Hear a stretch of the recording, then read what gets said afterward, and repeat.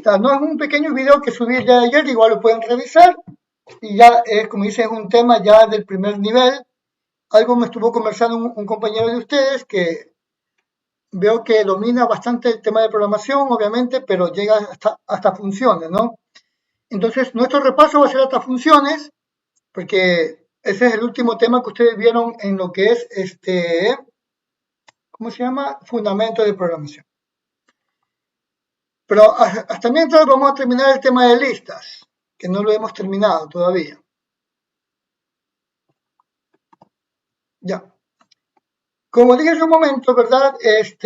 Como dije el día de ayer, las listas son dinámicas. Las listas no son estáticas, no son inmutables. En lo personal, es mi estructura de datos preferida en cualquier lenguaje. De pronto a otros les gusta más trabajar con diccionario, ya bueno, ya es cuestión ya de cómo lo manejen, ¿no? Muy bien. Entonces, aquí hemos revisado el tema de inserción, el tema de definición, el tema de presentación también. Vamos a presentar los elementos de la lista mediante el for, ¿no? El for muy similar como lo hicimos con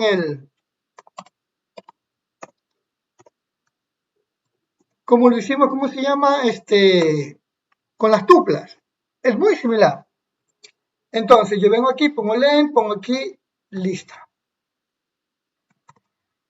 Muy bien. Pongo 2 puntos.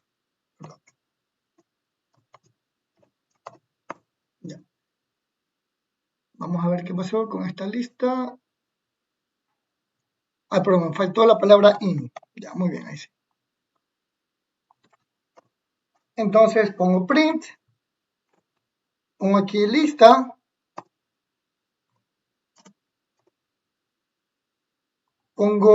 represento los índices mediante corchetes, y mediante el contador. Vengo, lo ejecuto, pongo ejecutar, y aquí se me ve las dos formas, tanto con el for y como el print. Entonces lo presento de manera vertical. Entonces, ¿qué vamos a hacer aquí? Vamos a aplicar la eliminación de elementos y la actualización de elementos, ¿no?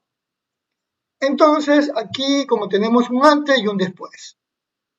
Aquí yo voy a elegir a la posición número 1, que es el valor de 100, ¿verdad? El valor de 100 vamos a cambiarle a un valor de tipo, que sea de tipo booleano. Ya, son otro booleano. Entonces, antes del for pongo aquí, antes del segundo print sería, ¿no? Sí, antes del segundo print, yo pongo aquí lista, corchete, y voy a poner la ubicación o el índice, ¿no? Sería aquí Noelia es la posición 0 y 100 en la posición 1. Pongo 1, pongo igual y le voy a dar un booleano. Le voy a dar aquí un false. ¿Ya? Entonces, si yo vuelvo a ejecutar, ¿verdad? En el primer print me va a salir como se definió inicialmente. Y en el segundo va a aparecer, obviamente, ya cambiado este primer valor. Pongo ejecutado y como ustedes ven, a diferencia de la tupla, aquí yo he podido cambiar el valor. He podido cambiar el valor de la primera posición. Yo puedo cambiar muchos valores.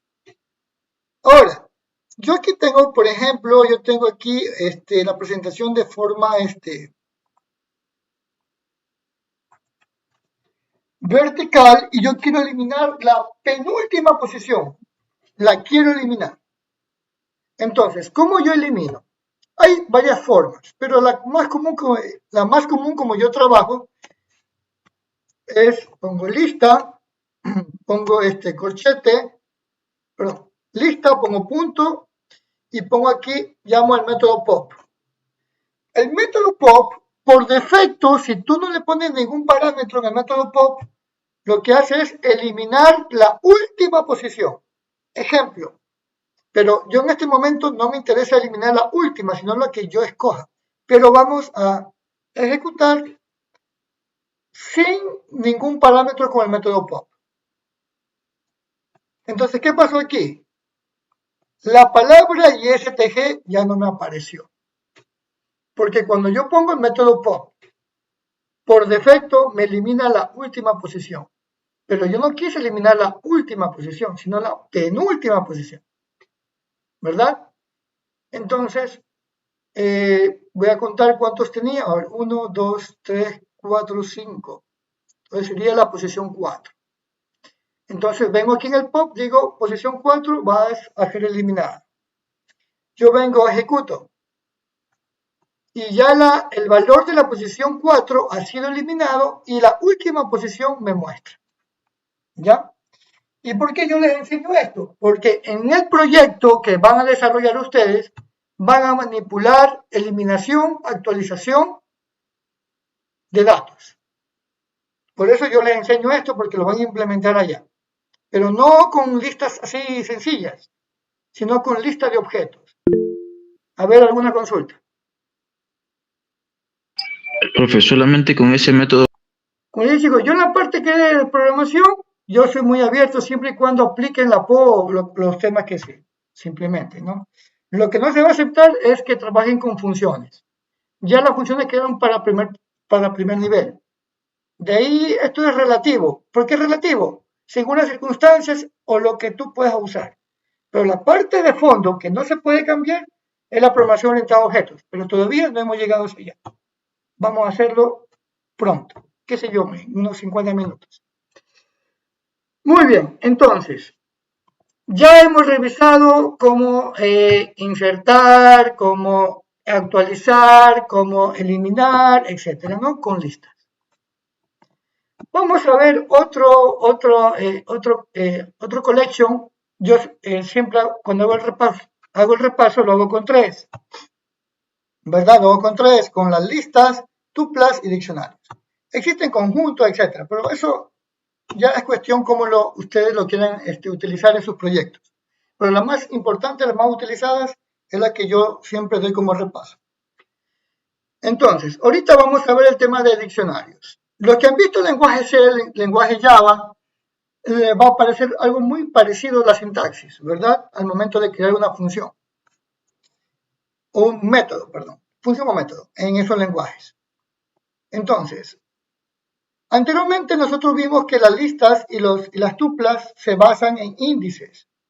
Pero aquí las listas, para los diccionarios no se basan en índices, sino se basan en claves. Entonces, yo pongo aquí dic1, que sería mi diccionario, es el nombre de mi diccionario, pongo igual, y donde viene la parte parecida a un struct en C++, o un cuerpo de código en Java, C++, C Sharp, etc. Pongo aquí llaves. Este es el cuerpo de las llaves. El diccionario es muy similar, para mí es totalmente idéntico a lo que es el tema de formato JSON, que es el formato muy utilizado para envío de datos entre aplicaciones utilizando servicios, ¿no? Bueno, ese es el formato oficial de JavaScript. Entonces, ¿cómo se define una clave? Una clave se define primero, perdón, ¿cómo se define el diccionario internamente? Primero se define la clave. La clave es el papel de índice como si fuera una lista o tupla. Una clave puede ser número, puede ser cadena, puede ser una tupla, puede ser muchas cosas. Pero vamos a hacer algo totalmente sensato. Yo no voy a poner una tupla como una clave. Entonces vamos a poner algo totalmente sensato, sencillo. Entonces voy a poner aquí una cadena. Voy a poner aquí que diga de pronto nombre. ¿Ya? Entonces yo he definido la clave, cómo yo lo voy a ubicar. Entonces pongo aquí 2 puntos. ¿Verdad? Pongo aquí 2 puntos. ¿Y qué viene después de los 2 puntos? Viene lo que es el valor. Yo le quiero dar un valor cadena también. Le pongo aquí Carlos Miranda. es el valor que pertenece a esta clave. Es como si que en una tupla dijera la posición 0, sería nombre, y el valor de la posición 0 es Carlos Miranda. Yo quiero darle más valores, pongo coma, ¿verdad? Le voy a poner aquí una clave que fuera un número, perdón, le pongo 100. Esa va a ser mi clave ahora. Mi segunda clave, un número. Perdón. Pongo los dos puntos y voy a poner aquí, qué sé yo, un false.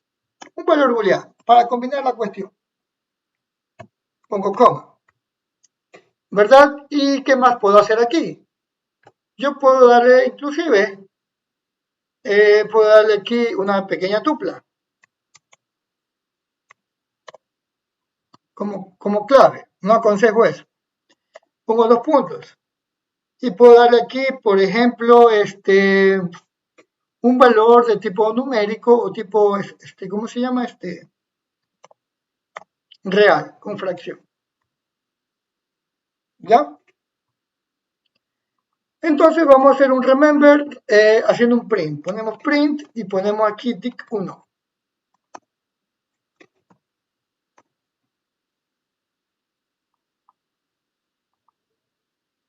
Pongo ejecutar. Entonces aquí me muestra, ¿verdad? La clave separado por los dos puntos, que sería el separador entre clave y valor. Sería Carlos Miranda, sería el valor de nombre. Pongo el siguiente, ¿cómo se llama? La siguiente clave, un número que es 100, su valor es false, ¿verdad? ¿Qué más?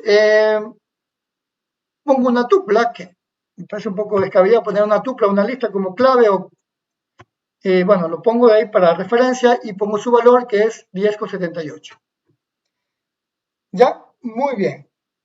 Entonces, ahora, ¿qué pasa si yo quiero aumentarle más valores? Porque también el diccionario es como la lista. También puedo aumentarle valores.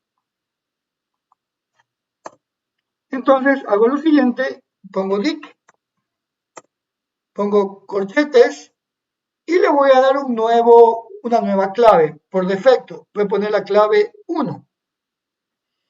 Y le voy a dar un valor que sea de tipo, qué sé yo, que sea de tipo string. Voy a poner aquí IST, qué sé yo. Vuelvo a ejecutar.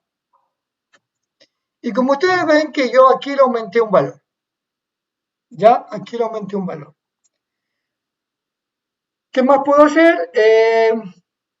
Vamos a actualizar un valor.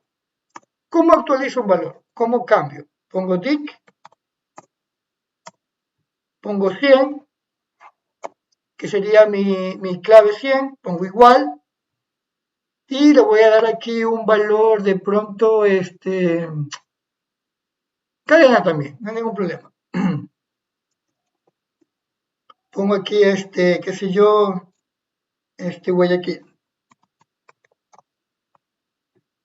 Entonces, el false, ¿verdad? Dejará de ser false y se cambiará a una cadena con el contenido de Guayaquil. Yo lo ejecuto y se ha actualizado. Y ahorita sí voy a hacerle caso a lo que dijo el compañero. Si yo quiero eliminar un valor, yo utilizo la palabra reservada del. Entonces voy a elegir, en esta ocasión, voy a elegir la tupla, que me parece un poco descabellada. Pongo aquí del, pongo dic 1, pongo corchetes, pongo la tupla. Entonces, se espera que la tupla ya no se imprima por pantalla. Entonces, de esta manera, nosotros hemos insertado, hemos actualizado, hemos definido un diccionario. Ahora, muchos me dirán, bueno, ¿y por qué nos enseña diccionarios? ¿Usted lo va a aplicar? Sí, lo vamos a aplicar cuando veamos base de datos. Por lo menos básicamente lo vamos a hacer para poner las credenciales de la base de datos, que sería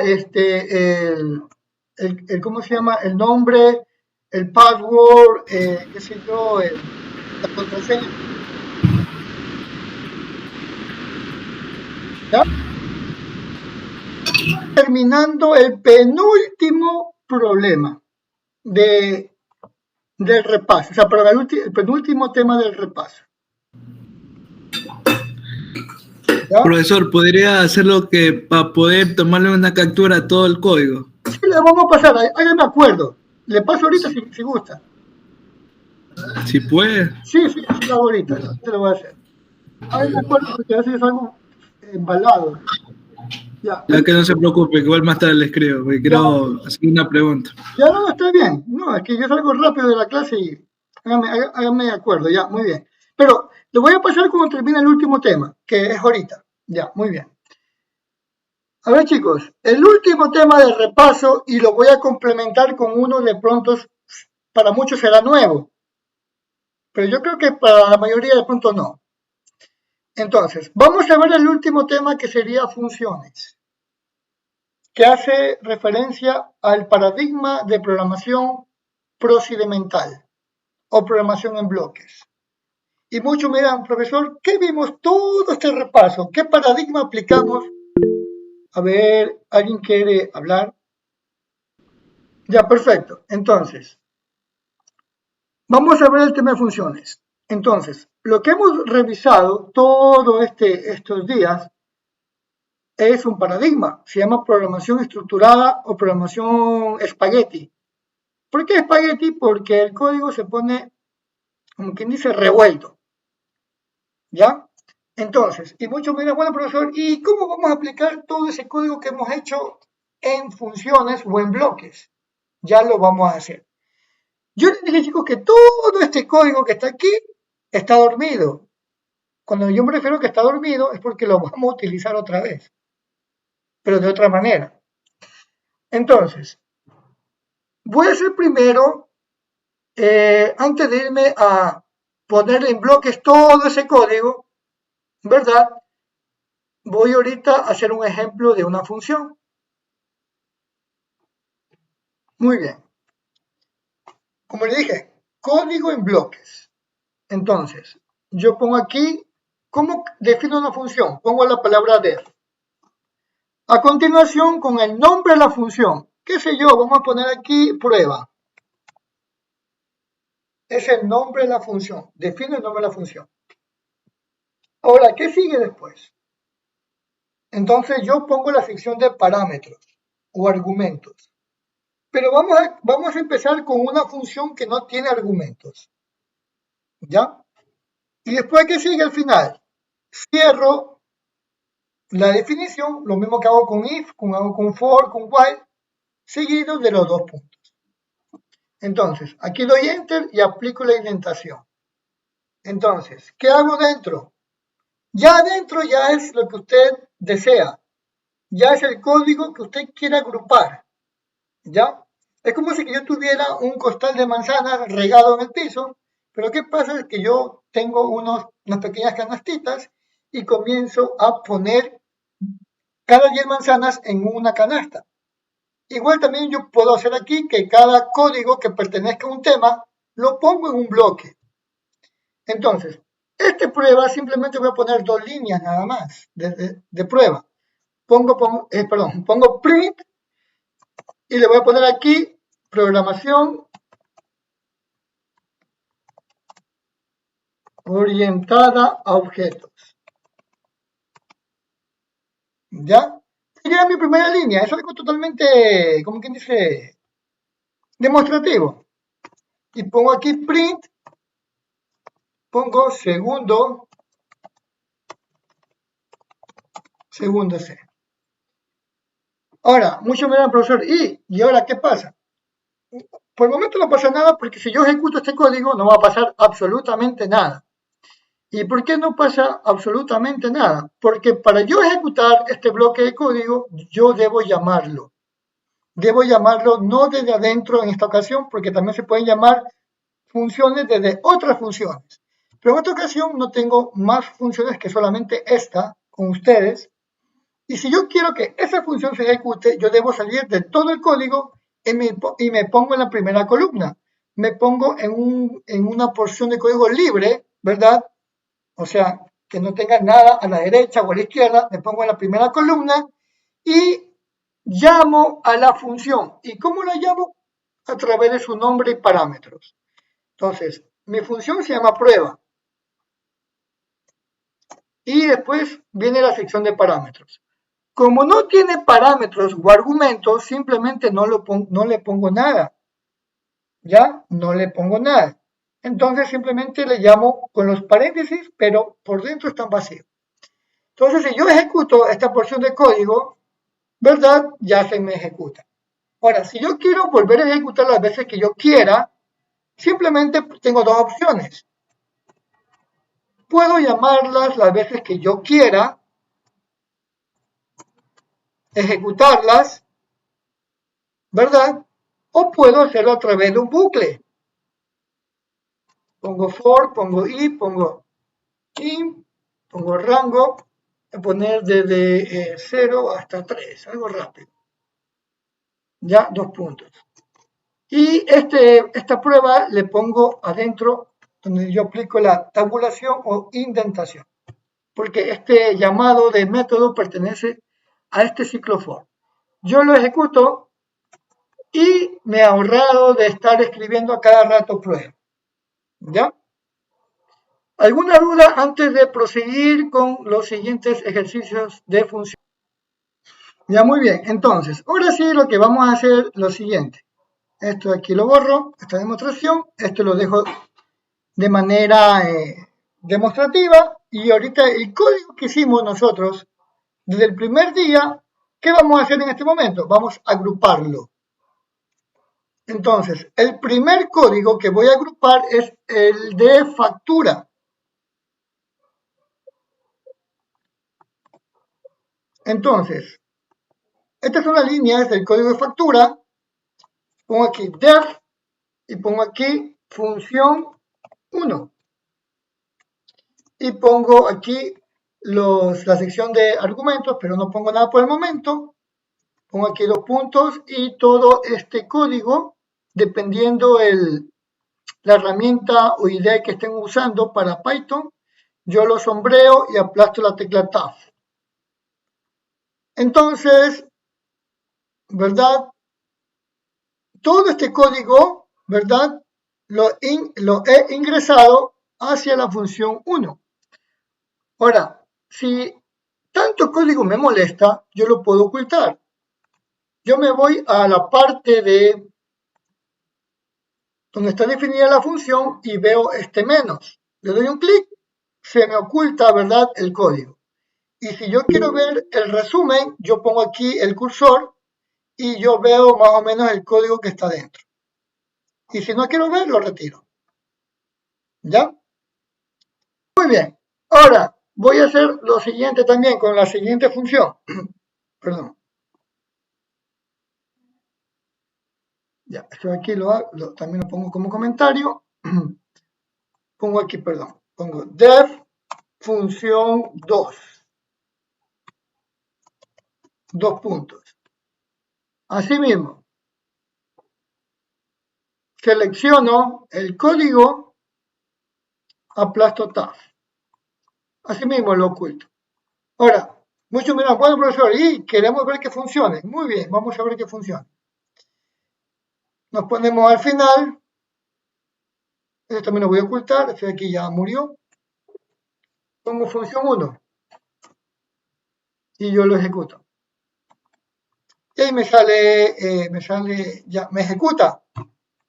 Pues ya está agrupadito y simplemente yo llamo ese montón de código a través del nombre de la función. Pongo José, Luis, pongo aquí pelota. Pongo 89, qué sé yo, pongo 6. ¿Ya? Ahora voy a llamar a la función 2. Perdón.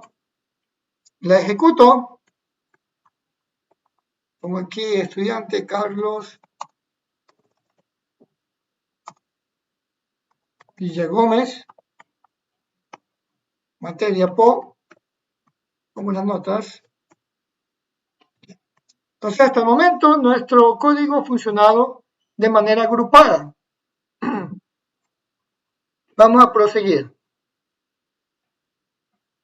Vamos con el tema de edad. Asimismo, borramos esto de aquí y comentamos este tema, ¿no? Y vamos a guardar en un bloque. Ponemos def función 3. 2 puntos. Vengo, lo sombreo y lo tabulo. Y ya he puesto un bloque a la función 3 y puedo continuar con los demás. Def función 4. Asimismo, retiro esto y bueno, esto lo voy a dejar en uno solo nomás.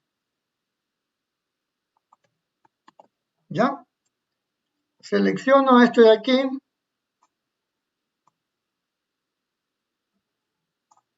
Pongo tab y ya está. Le quito el código que está de más. Entonces vamos a ejecutar la función 3 y la función 4.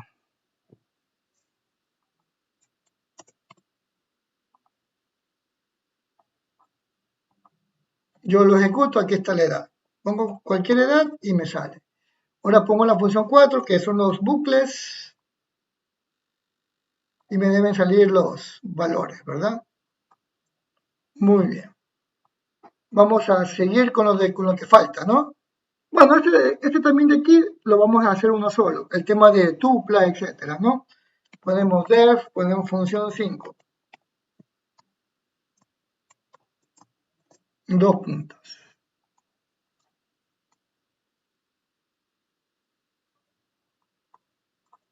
Ponemos tab.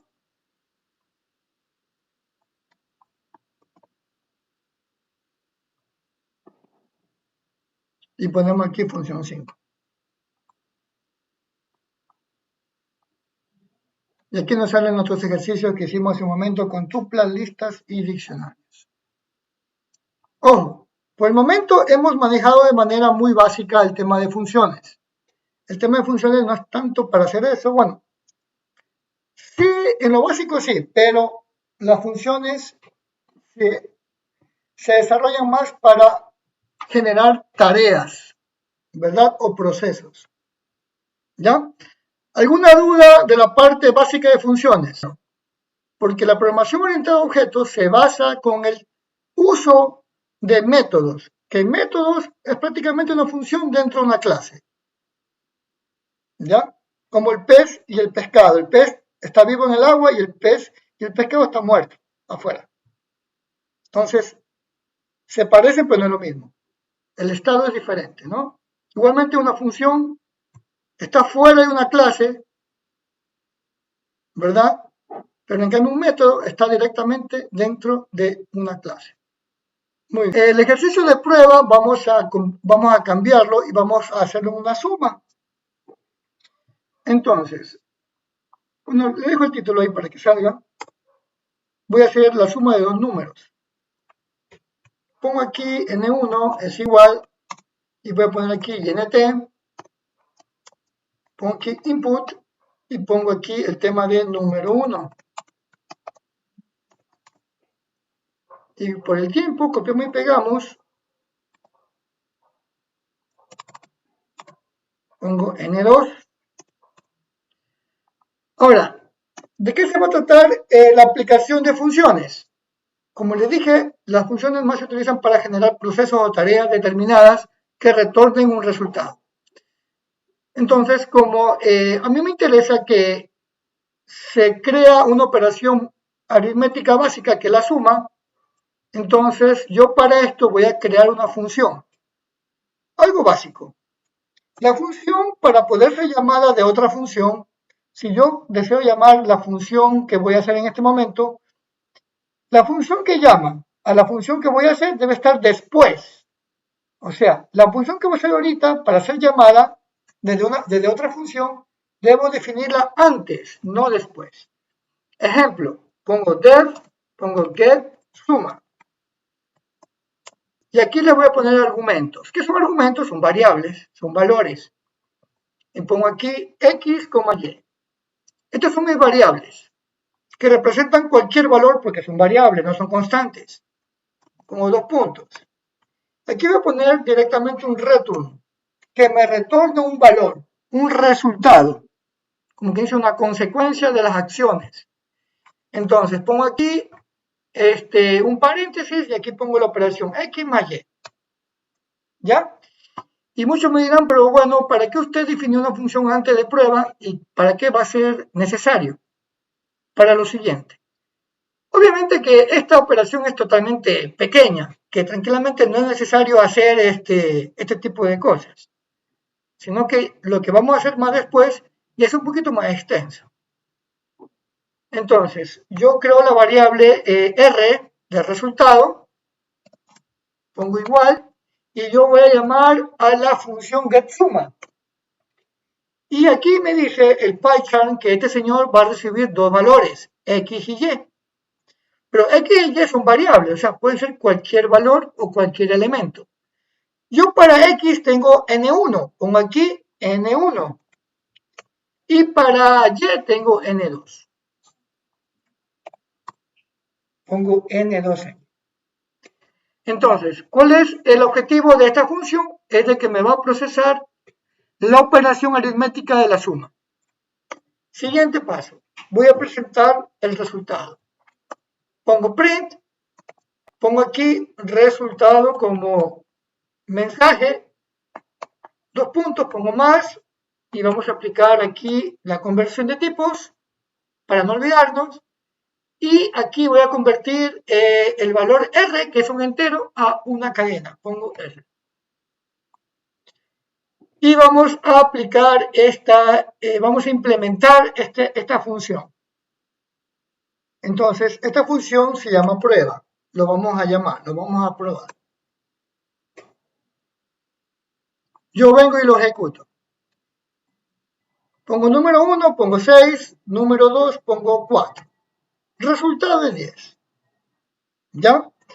De esta manera nosotros hemos probado con funciones que retornan un valor y reciben parámetros. Ahora, ¿qué va a pasar con las otras funciones que hemos hecho? Vamos a aplicar lo mismo que hicimos con prueba. ¿Pero cómo? Ejemplo. Pongo Enter.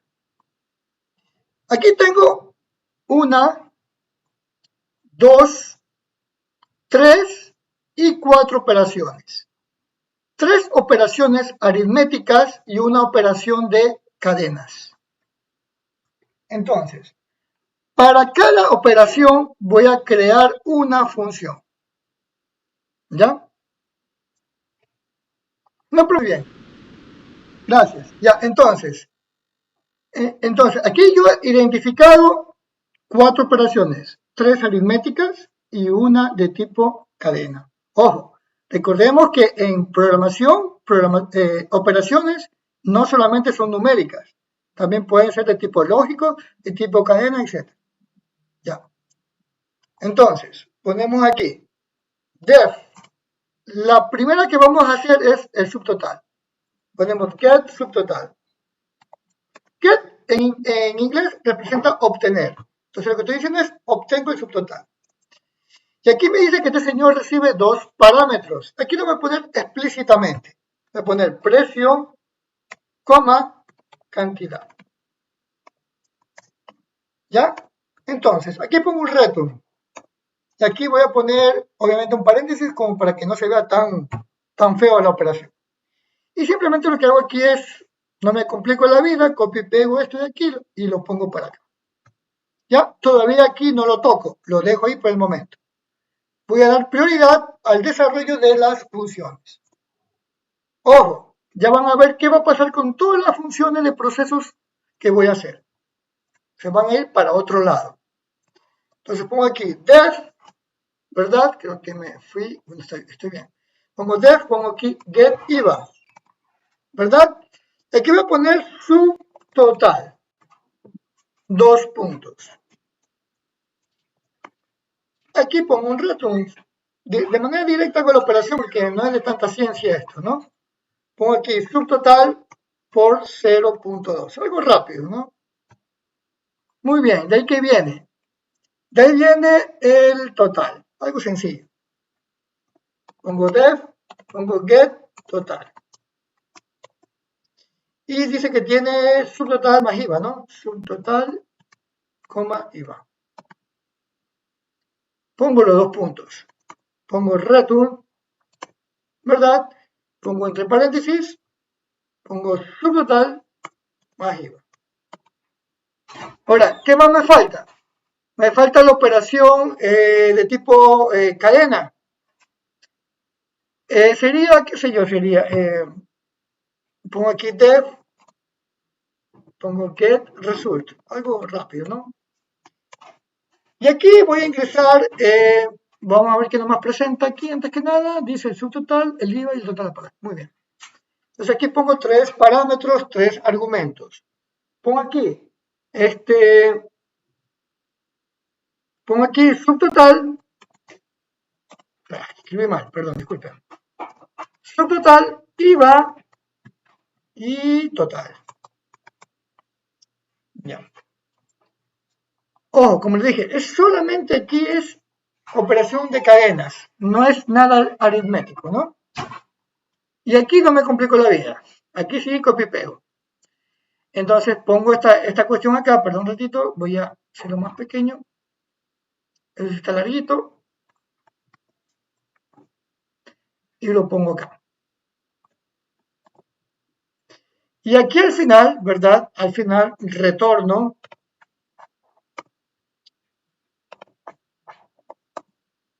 el resultado de esta variable, ¿no?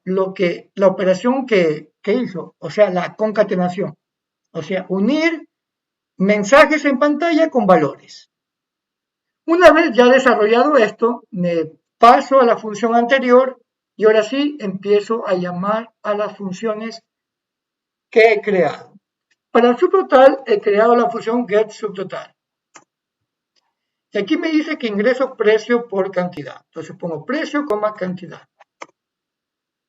Lo mismo pasa con IVA. Llamo a getIVA y ingreso como parámetro o argumento el subtotal que me genera anteriormente. Total, perdón. Pongo getTotal, ingreso el subtotal, el IVA. Y el resultado, bueno, el resultado, asimismo pongo get result y le pongo aquí, creo que era el subtotal, IVA, total. Y aquí pongo el print.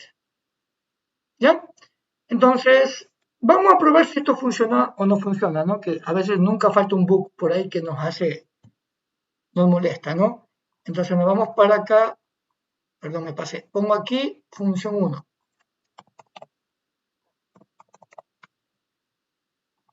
Clic derecho, ejecuto. Vamos a ver que todo funciona. Pongo cliente, voy a poner aquí María Cortés. Pongo blusa. Pongo aquí, qué sé yo, 12.78. Pongo 8. ¿Ya?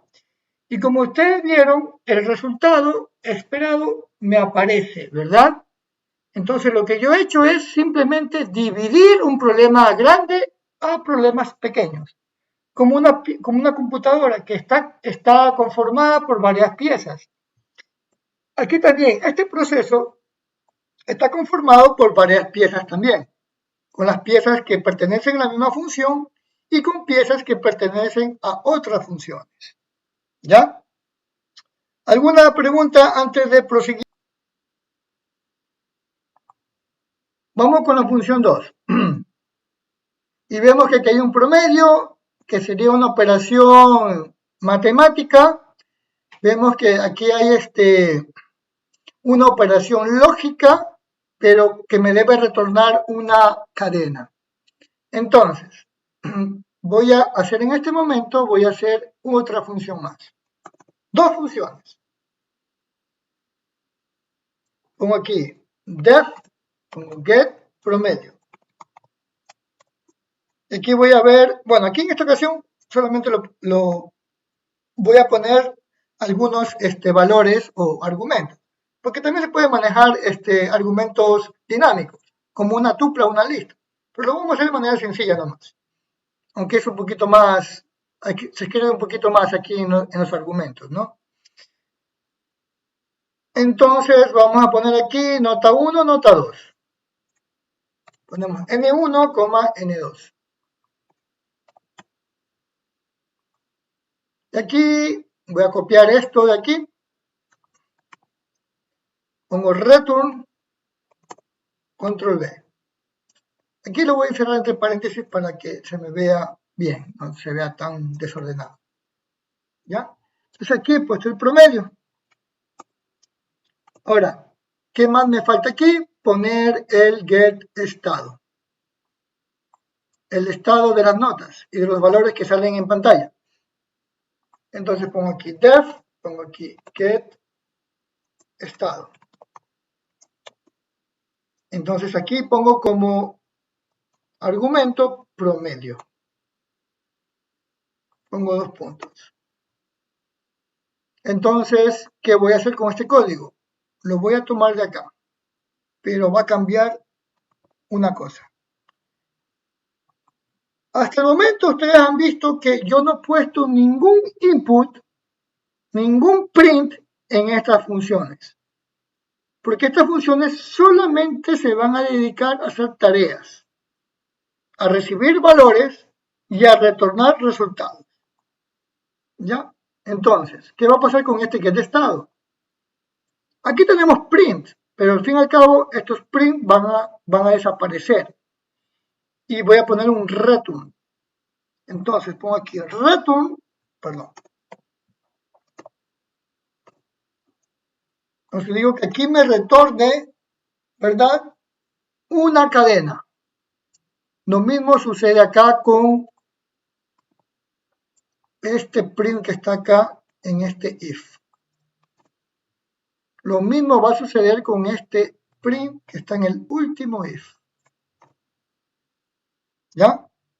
Entonces, aquí solamente me limito a retornar resultados. No me interesa imprimir o ingresar datos en estas funciones. Tienen un objetivo específico. Entonces, aquí lo mismo. Pongo get promedio, pongo N1, N2. ¿Ya? Y me falta presentar el otro, ¿no? Sería ¿cómo se llama? El estado. Pongo MSG es igual a get estado y aquí pongo, ¿verdad? Pongo promedio. Entonces, lo que yo he hecho aquí en esta función es reducido código. Muchos me dirán, pero usted lo hizo en otro lado. Sí, yo lo hice en otro lado, pero la gran diferencia es que yo puedo reutilizar este código para los que deseen. Y muchos que desarrollan en Python no saben que detrás de esas 2, 3 líneas de código, que a comparación de otros lenguajes, ¿verdad? Se reduce, hay más códigos detrás de esas funciones que acortan esas líneas que usted escribe en su programa en Python. Y esto es más o menos la idea de cómo se hace. Entonces, me faltó un print aquí, ¿verdad? Pongo un print y pongo aquí MSG. Pero había borrado otro print anteriormente que es el resultado. Pongo print, pongo res. Ya, muy bien. Entonces vamos ahorita a ejecutar la función 2.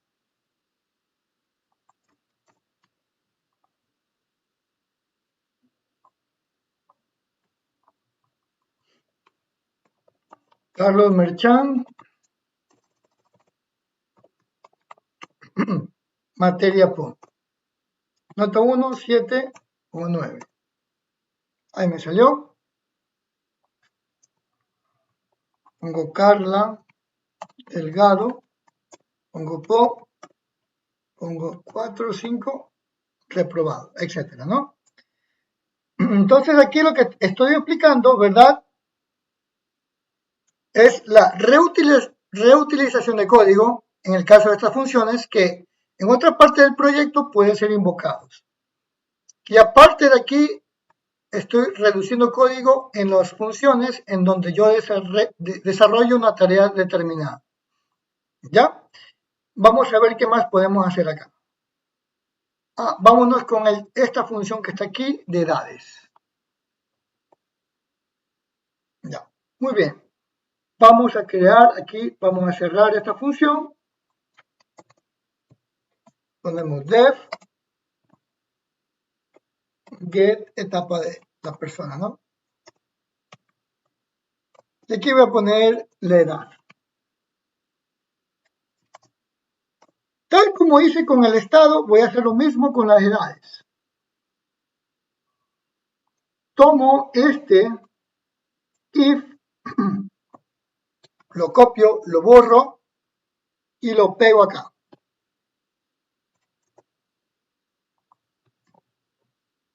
¿Ya? Entonces, yo pongo return,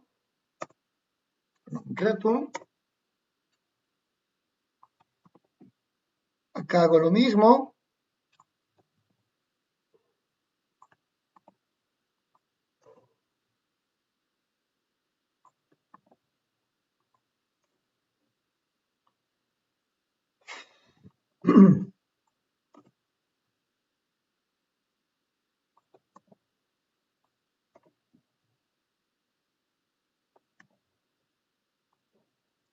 Ahí está. Y vamos a probar. Pongo edad, pongo aquí msg, pongo igual, pongo get etapa, pongo edad como parámetro y pongo un print que diga msg. Y llamo la función 3. Miren que ya mi función 3 se redujo a 3 líneas de código. Y pongo aquí función 3.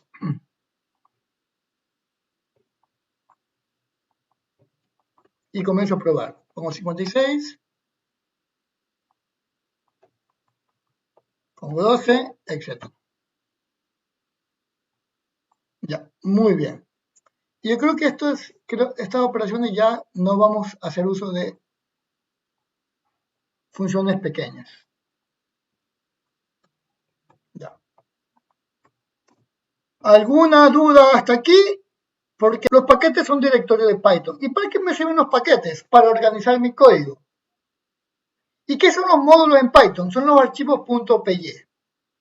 Y muchos me dirán, bueno, ¿y para qué utilizar en este ejercicio de funciones los paquetes? Porque no debo mezclar papas con zanahorias y uvas en un solo canasto. Yo quiero compartir en secciones esos productos. Lo mismo hago aquí. No quiero mezclar la implementación con las funciones de procesos en un solo sitio. Entonces, ¿qué hago en este momento? Me voy hacia, ¿verdad? Hacia la raíz de mi proyecto. Pongo clic derecho, pongo New y pongo Python Package. Aquí en Python Package, ¿verdad? Voy a poner el nombre de mi paquete o de mi carpeta. Pongo aquí procesos, enter. Y en mi lado izquierdo me genera un nuevo paquete que por defecto se crea con un archivo, un módulo constructor. ¿Cuál es la diferencia entre un directorio y un paquete?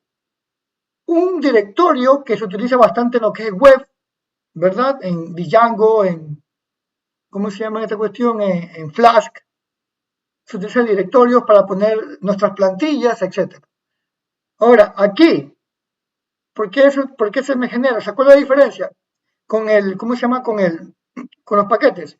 Cuando tú creas un paquete, te genera por defecto la configuración del proyecto que está totalmente ligada con su respectivo módulo.py, constructor o aquel que genera la iniciación, ¿verdad?, de nuestro paquete. Muchos dirán, ¿pero se escribe código ahí? No. ¿Se puede borrar ese archivo? No. Se crea por defecto. En cambio, el directorio, tú creas un directorio como crear una carpeta en Windows y no pasa nada. Entonces, siguiente paso. A partir de este paquete voy a crear un módulo. Y un módulo es un archivo de Python, nada más. Clic derecho, pongo New y voy a buscar Python File. Pongo Python File, doy un clic y me dice que, bueno, que ponga el nombre. Voy a poner que mi nombre del archivo sea procesos. Enter. Y me genera un archivo vacío, una hoja vacía. ¿Ya? Entonces, aquí está mi paquete, aquí está mi módulo que he creado. Yo puedo simplificar la vista, yo lo oculto o yo lo aumento. Ahora, muchos me dirán, ¿para qué sirve ese paquete y para qué sirve ese archivo procesos.py? Es para separar las funciones que hice, ponerlas hacia allá. Pero muchos me dirán, profesor, pero si usted cambia esas funciones a otro lugar, cuando usted ejecute las funciones que lo llamó hacia abajo, le va a salir error. Exactamente me va a salir error y me va a marcar que la función no existe en ese lugar. Y para eso hay una solución también. Entonces yo vengo, copio, borro este código y me voy para acá y lo pego. Entonces todo este código desapareció del archivo main.py. ¿Y a dónde fue a parar? A procesos.py. Lo desterré de ahí. Entonces, en procesos.py están todas mis funciones de tipo de proceso, ¿no? Inclusive creo que me olvidé una, me olvidé el de la suma.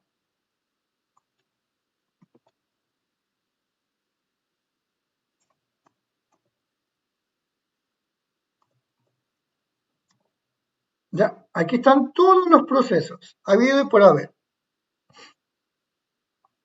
Muy bien, ahora sí, va a haber, dice el profesor, que cuando usted llame, le va a salir error. Efectivamente, me va a salir error. Pongo clic derecho, pongo run.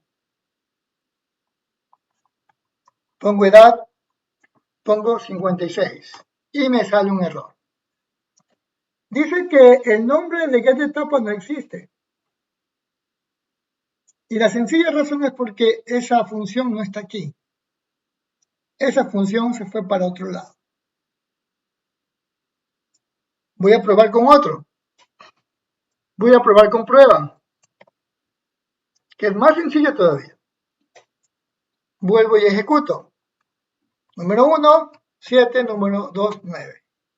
Y lo mismo sucede. No aparece esa función. Y si yo hago con los demás, me va a hacer lo mismo. ¿Cuál sería la solución? Inclusive aquí, miren que aquí me sale una rayita rojita, ¿no? Diciendo que aquí hay un error. Entonces, solución. Como yo he colocado código en otro lado, para organizar bien mi código, entonces, como yo tengo claro que he creado un paquete y he creado un módulo dentro de ese paquete y dentro de ese paquete están las funciones a utilizar, debo que importarlas, debo de llamarlas. Entonces, ¿cómo se llama un paquete? A través de la palabra from. ¿Qué más sigue? El nombre del paquete se llama procesos. ¿Ya? Pongo punto. Y de ahí voy a llamar, perdón, a procesos.py.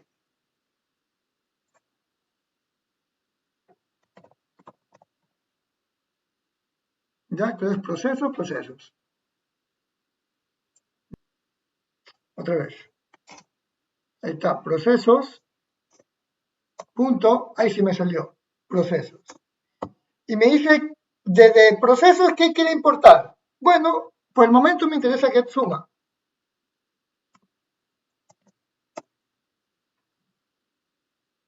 Y me interesa getEtapa, creo que era.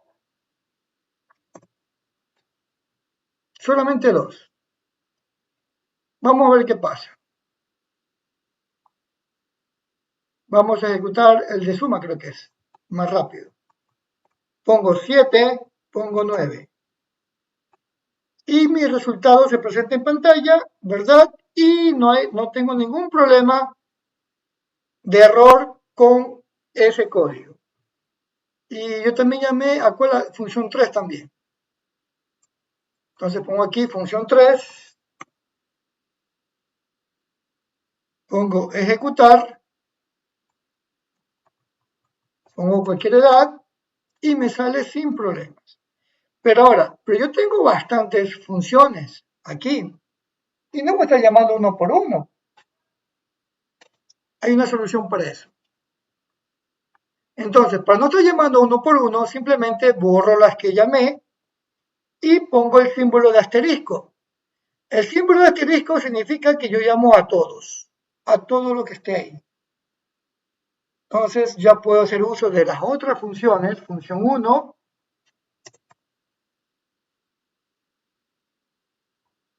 pongo ejecutar, pongo Carlos Elías,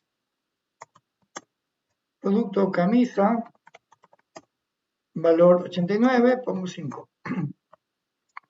Ahí está y no me aparece ningún error.